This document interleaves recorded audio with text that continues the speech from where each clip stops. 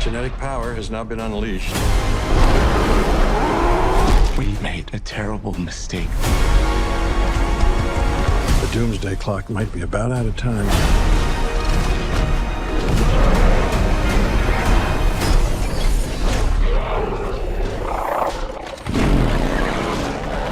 Once you saw that Jeff Goldblum had come back for Fallen Kingdom, were you just like waiting by the phone for them to call and be like, Ellie, you coming back for Ellie? To be honest, actually, they had been speaking about it for some time. You know, what would it look like? What do you think she would do for a living now? Would you ever consider? So all those questions had already started. But interestingly, not when Jeff was there, but I was making a Star Wars film at Pinewood when they were shooting. And Frank Marshall asked me to come for a visit. And so that was my first re-entry back to, you know, a set with a raptor and his friends.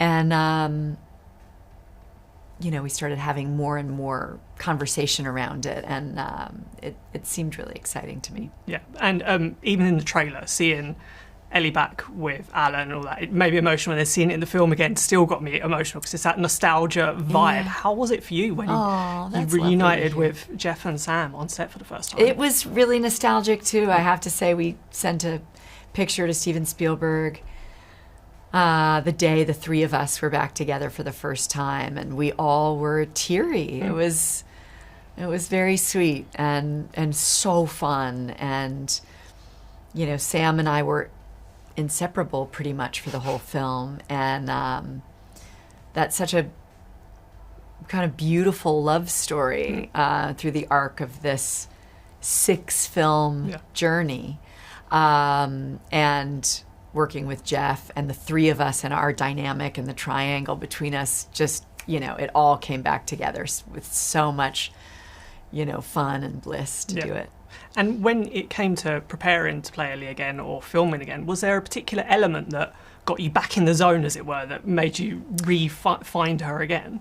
I think really thinking about who she is today, you know, with her knowledge of a previous extinction on our planet, and the wisdom she has in paleontology and paleobotany, like what would she do as her children are grown with her time in her life? And focusing on climate change and soil science and regenerative farming and stopping corporate greed and industrial farming. Like, that's exactly where we would want Dr. Ellie Sattler today. Yeah. And the idea of stepping into those shoes or hiking boots, was really, really exciting to me. Yeah, and there's been a lot of talk about, obviously, this is the epic conclusion to the entire Jurassic saga, but I hate to ask the question, but do you feel this is the end of it? Have you told Ellie's story now, or do you feel there's still more you could, if the opportunity arises, because this film's sure to be huge? Yeah, I mean, I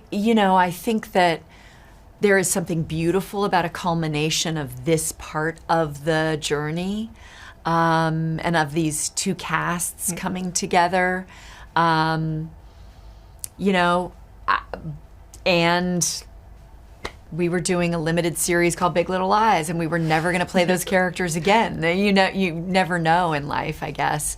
But I think, you know, there are also new characters that are so delicious and exciting in this movie. So who knows where the world of Jurassic could go from here. But I think as an actor, I've always remained open. But even after the first film, that was a movie, you know, that I never thought I would play Ellie again. And I'm very happy to return to her wise, insightful, irreverent, feminist, activist spirit.